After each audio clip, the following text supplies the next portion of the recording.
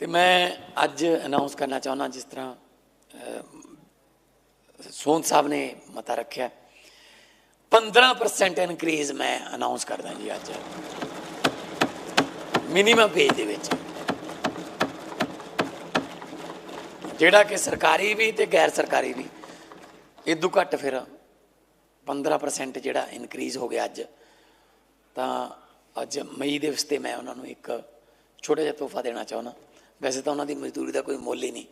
क्योंकि जिहड़ी सड़क ते लुक पाउंदी है कुड़ी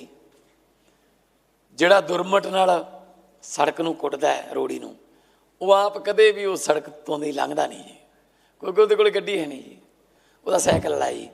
ਉਹਨੇ ਕਿੱਥੇ ਜਾਣਾ ਹੈ ਹਾਈਵੇ ਤੇ। ਸੋ ਇਸ ਕਰਕੇ ਇਹ ਪਾਸ਼ ਨੇ ਸੁਰਜੀਤ ਪਾਤਰ ਨੇ ਸਾਰਿਆਂ ਨੇ ਇਹ ਲਿਖਿਆ ਉਹਨਾਂ ਬਾਰੇ